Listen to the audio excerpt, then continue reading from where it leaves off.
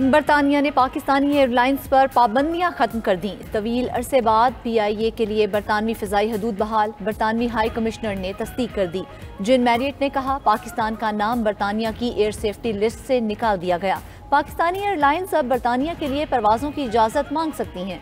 High commission के मुताबिक ये फैसला पाकिस्तान की जानिब से फ़िज़ाई हिफाजत के निज़ाम में बेहतरी को तस्लीम करते हुए किया गया।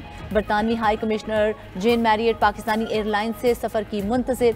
वज़ीर आज़म शहबाज शरीफ का PIA बरतानवी पाबंदी ख़त्म करने पर इज़हार तशक्कुर। पैगाम में कहा, अल्हम्दुलिल्लाह पाकिस्तान की फतह हुई। PTI के वज़ीर के गैर जिम्मेदाराना और तबाहकुन बयान ने पाकिस्तान की साख को बेइंतहा नुकसान पहुँचाया। कौमी एयरलाइन 4 साल तक पाबंदियों का शिकार रही। अब PIA बरतानिया में मुकीम 15 लाख पाकिस्तानियों को दोबारा इकट्ठा कर देगी। पाक बरतानिया तिजारत और रवाबित को भी फ़रोग मिलेगा।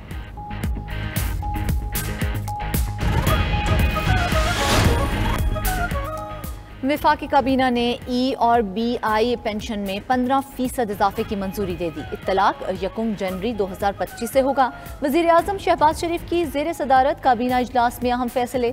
घरेलू मुलाजमीन, काश्तकार और दीगर गैर मुनज़्ज़म सेक्टर्स के लिए ओल्ड एज बेनिफिट तजावीज़ तलब। इंसदाद कैंसर, दिल और जिंदगी बचाने वाली अद्वियात की दरामद पर 5 साला इस्तिस्ना मंजूर। अहम अद्वियात सिर्फ अस्पतालों इदारों में दस्तयाब होंगी।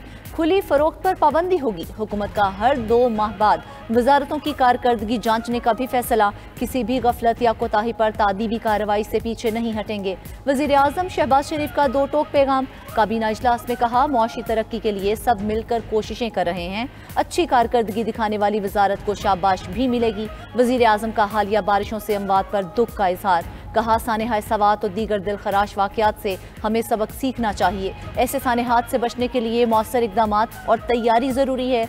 बारिशें ख़त्म होने के बाद तमाम सूबों के साथ मीटिंग बुलाने का। इलेक्शन कमीशन की chief justice Peshawar high court से सेनेट इलेक्शन का इनेकाद मुमकिन बनाने की दरख्वास्त। इलेक्शन कमीशन का पेशावर हाई कोर्ट के रजिस्ट्रार को खत। कहा, सेनेट इंतखाबात और हलफ बर्दारी आईनी तकाजा है। आइन के आर्टिकल 255(2) के तहत मेंबरान का हलफ दिलवाएं।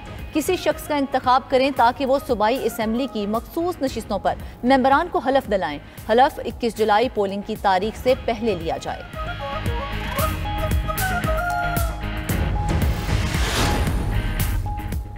खैबर पख्तूनख्वा में सेनेट इंतखाबात बिला मुकाबला होने का इम्कान बढ़ गया। 11 सेनेट नशिस्तों में से 6 PTI, 5 अपोजिशन जमातों को मिलने का इम्कान। हिज़्ब इख्तलाफ की जानिब से मुतफ़िक़ा उम्मीदवार लाने पर मुशावरत का अमल तेज़।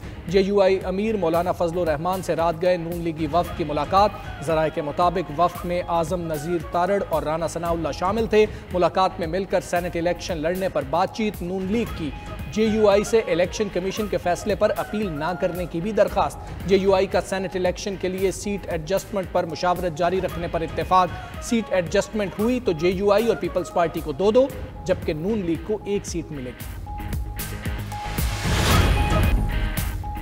इस्लामाबाद पुलिस के अफसरान को जदीद पुलिसिंग की तरबियत के लिए बीजिंग भिजवाने का फैसला। वफाकी वज़ीर दाखिला मोहसिन नकवी से बीजिंग पुलिस डिपार्टमेंट के वफ़द की मुलाकात। इस्लामाबाद और बीजिंग पुलिस के दरमियान इश्तराक कार बढ़ाने पर तबादला ख्याल। इस्लामाबाद पुलिस के अफसरान बीजिंग पुलिस डिपार्टमेंट में तरबियती कोर्सेज करेंगे।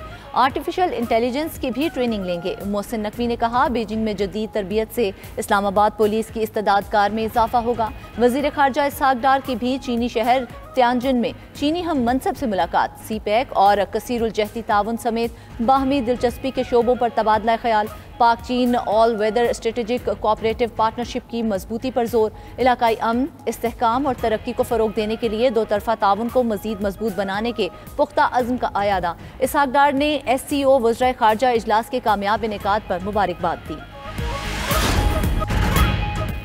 पेट्रोलियम मसनूआत की कीमतों में इजाफा अवाम ने मुस्तरद कर दिया। फौरी कमी का मुतालबा। हुकूमत ने डीजल की कीमत 11 रुपये 37 पैसे बढ़ा दी। 284 रुपये 35 पैसे फी लीटर मुकर्रर। पेट्रोल भी 5 रुपये 36 पैसे फी लीटर महंगा।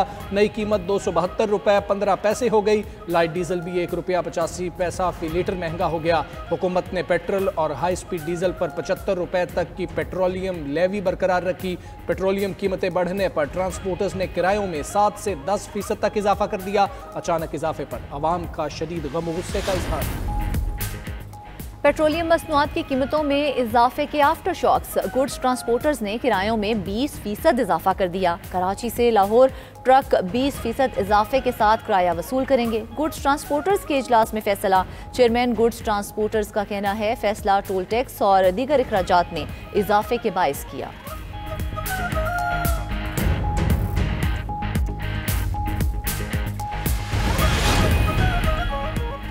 जमात इस्लामी का महंगाई और पेट्रोल की कीमत में इजाफे पर जुमे को मुल्क गिर एहतजाज का ऐलान। हाफिज नईमुर रहमान का कहना है हुक्मरानों ने रात के अंधेरे में पेट्रोल की कीमतें बढ़ा दी, महंगाई की शरह मुसलसल बढ़ रही है। हुक्मरान अपनी मरात ख़त्म करने के लिए तैयार नहीं, ये अवाम को लूटते रहेंगे। बिजली, पेट्रोल समेत दीगर अशिया की कीमत में कमी होनी चाहिए।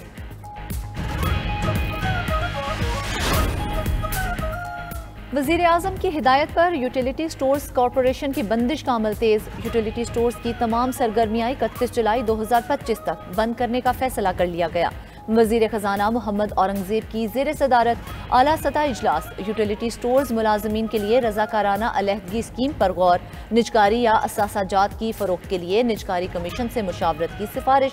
सेक्रेटरी एस्टैब्लिशमेंट डिवीजन की सरबराही में ज़ैली कमेटी तश्कील। कमेटी की सिफारिशात वज़ीर आज़म को पेश की जाएंगी।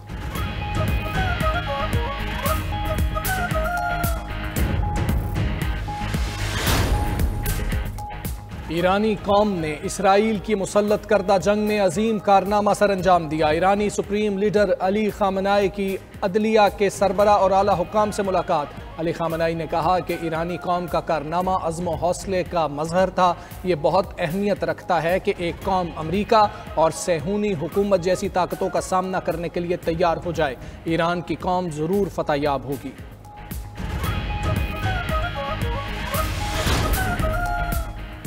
दहशतगर्द इसराइल की गजा, लेबनान और शाम में बमबारी। गजा में फ़िज़ाई हमलों में मज़ीद 61 फ़लस्तीनी शहीद, 30 ज़ख्मी। शोहदा में ख़वातीन और बच्चे भी शामिल। सहयूनी फोर्सेस ने जनूबी गजा में इमदादी मरकज़ के करीब फ़लस्तीनियों को निशाना बनाया। इमदादी मराकज़ पर हमलों में अब तक 875 अफराद शहीद हो चुके। इसराइली नाकाबंदी से गजा में खुराक का बहरान मज़ीद बदतर। अक़वाम मुत्तहिदा के मुताबिक 5 लाख अफराद शदीद गज़ाई किल्लत का शिकार हैं। दूसरी जानिब इसराइल का लेबनान में जंगबंदी के बाद अब तक का सबसे जानलेवा हमला। एक ही खानदान के 5 अफराद समेत 12 लेबनानी शहीद। इसराइली फ़िज़ाइया के शाम के शहर सवेदा में भी हमलों के दौरान एक news anchor live on air थी। एंकर ने धमाके की आवाज़ सुनते ही अपनी जगह छोड़ दी। इसराइल में सियासी बहरान। नेतन्याहू का इक़्तिदार ख़त्म होने के करीब। एक और सियासी जमात का हुकूमत से अलहदा होने का इम्कान। इसराइली मीडिया के मुताबिक शास पार्टी का कल हुकूमती इत्तेहाद से अलहदगी का ऐलान मुतवक्के है। गुज़श्ता रात UTJ पार्टी ने नेतन्याहू की काबीना और हुकूमत से अलहदगी का ऐलान किया था। हुक्मरान इत्तेहाद को सिर्फ एक सीट की बरतरी हासिल है।